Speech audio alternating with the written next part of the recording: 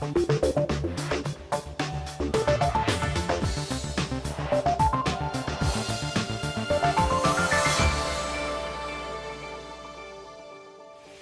and welcome to the programme. I'm Nima Abouad. We're at the region's biggest travel show. Now, exhibitors here appear to be putting on a brave face, but the region's airlines and hotels have had a turbulent year. So how are they faring? We'll be finding out. Also coming up this week, flying through a recession. Are the region's low-cost airlines cashing in as travellers trade down? Selling Sharia, we meet the firms making money from Islamic travel. Painting a profit, how Middle Eastern art is breaking records and price tags on the world stage. And feeling the pinch, we'll explore the booming market in art you might actually be able to afford. But first, it's no secret that Dubai built too much too quickly, and the same applies to hotels. These days there are too many rooms chasing too few tourists. But here at the Arabian travel market, plans are being unveiled for more to be built. Does this make business sense? Philip Hampshire's been finding out. A year ago in the Middle East, there was a problem. Too many hotel rooms had been built, and there were too few tourists because of the recession. Now, of course, 12 months on, things have changed very slightly. So things must be better, right? Cheers. Well, not exactly. Starwood, the owner of Dubai's Westin Hotel, this week said occupancy rates are good enough to open more hotels.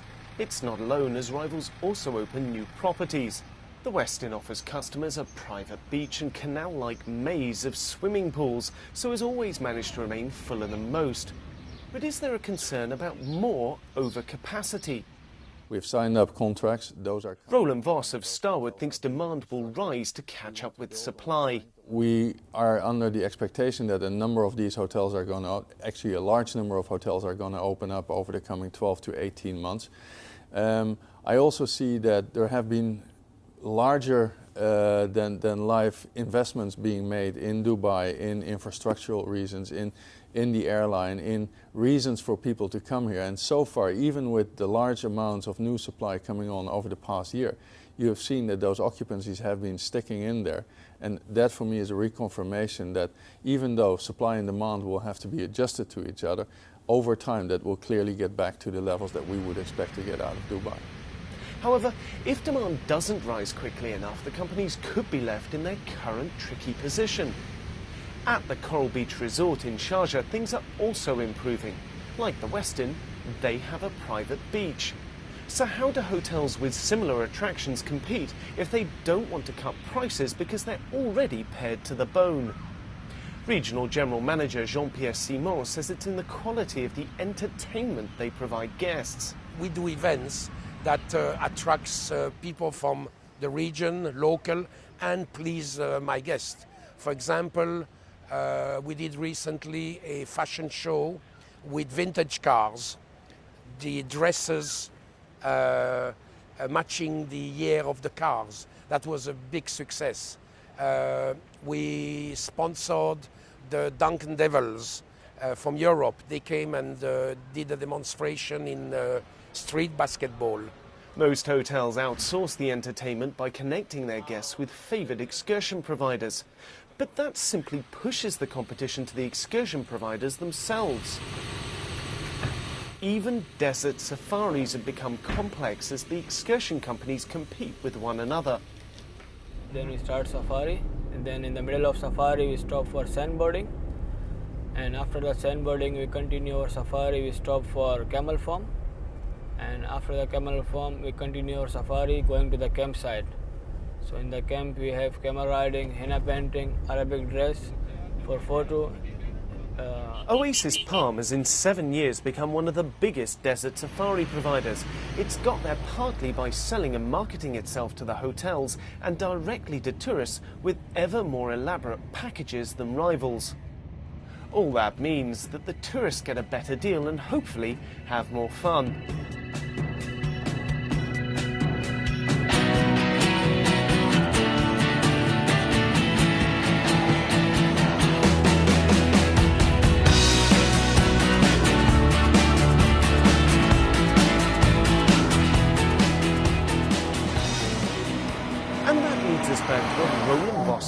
Howard was hoping for. If in the end all of this means tourists coming to Dubai have more fun, then when they tell their friends back home, perhaps demand will rise fast enough to keep pace with supply. Philip Hampshire reporting there. So last year was difficult for this region's airlines and hotels, but not everyone has been feeling the pinch. Dubai's low-cost airline, Fly Dubai, was launched last year in the midst of the recession. It's been busy adding new routes and buying new planes. So have the bad times been good for the firm? That's a question I put to its chief executive, Reit El Reith. I think overall it's been good to us, because if it is tough time and we happen to launch our airline on time and as big as we planned, and a little bit even bigger than what we planned, this means that we did it in the tough time, we will be better in the good time. But is your success a sign of the times? The fact that people are more conscious about where they spend their money, and when the going gets good, you will suffer. We have to work very hard to ensure that we are pushing our costs down, not compromising safety, but giving the customer a lower fare. And that's why when we built this airline, we did not build this airline on 2 aircraft and we will try how it goes and then we will grow. We started off the block with an ambitious plan to have 50 aircraft fleet, bigger than any of our competitors. But how are you going to keep your customers? Are you always going to say, we will provide the lowest tickets? They're not going to be loyal people who look at no-frills travel. No, I think lowest, is always have to be the driver for us. We also have to give people varieties, because I think people want to save not only on traveling during the flight, but they also might want to save on other ancillary services that they usually purchase when they are traveling, and give the customer overall a cheaper traveling experience. So what about the competition then? You compete on price, let's be honest, not on service. So how are you going to keep your customer base? I think the mentality that we have been bred and grown up to do is that more competition is better for the business.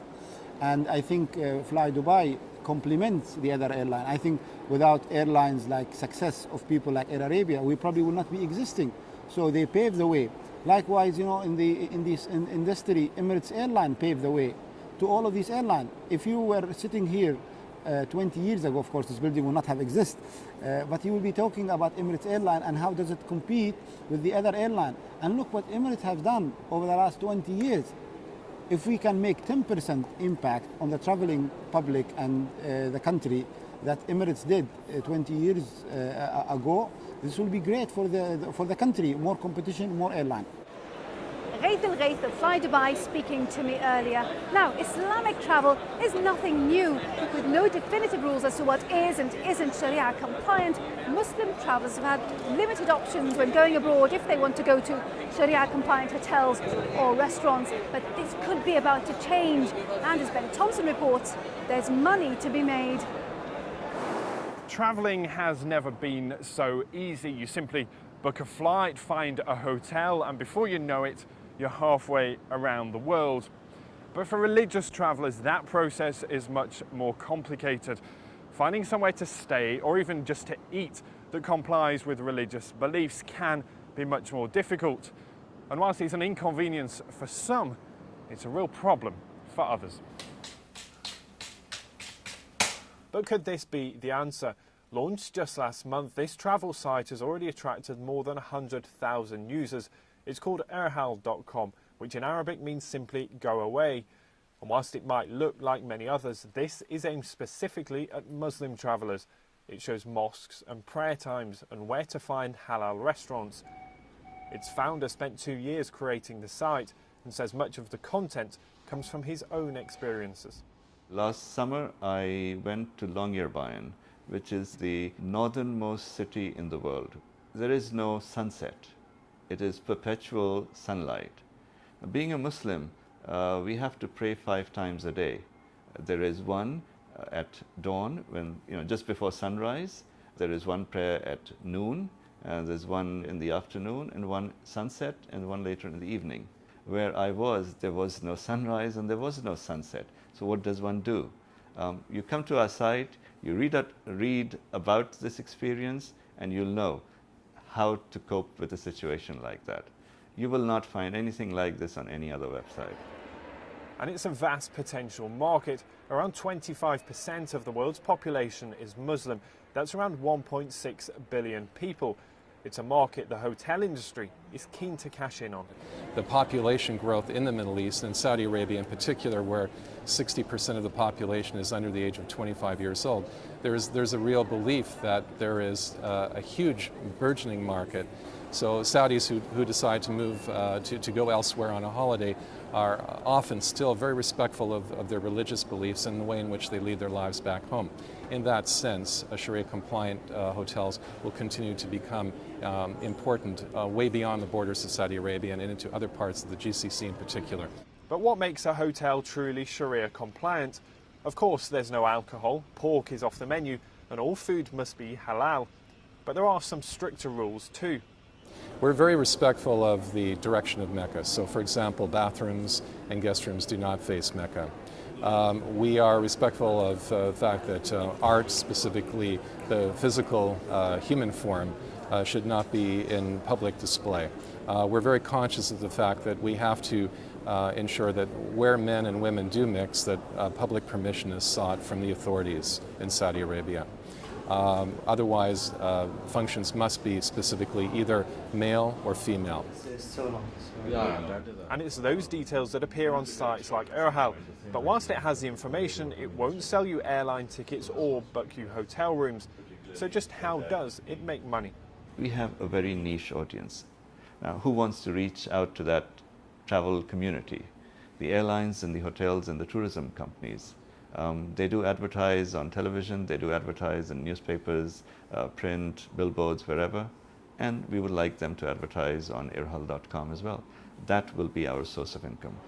And for the hotel chains themselves, creating Sharia-compliant properties can cost money, but many are now finding some unexpected benefits too. Guests tend to be well behaved. There are no fights, there are no loud parties. And so from a hotelier's perspective, it's much easier to run a hotel which is Sharia compliant in regards to the behavior of some of their guests.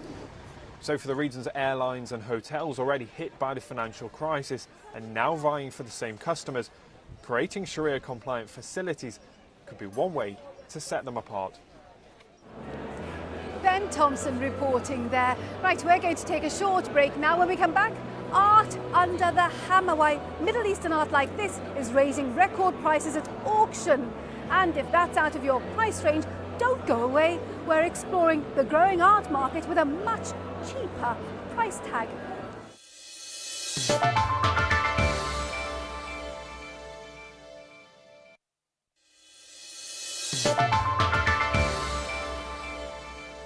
Welcome back to the programme. I'm Nima Abuwardi. Now, people might not have much cash to spend these days, but the recession didn't stop one bidder from paying more than $2.4 million on a piece of art here in Dubai. That was at the Christie's auction last week, and the piece was by an Egyptian painter, and the winning bid broke the record for a piece of art by a Middle Eastern artist. But who has the money to spend on that sort of thing these days? That's a question I put to William Laurie, head of Arab art sales at Christie's.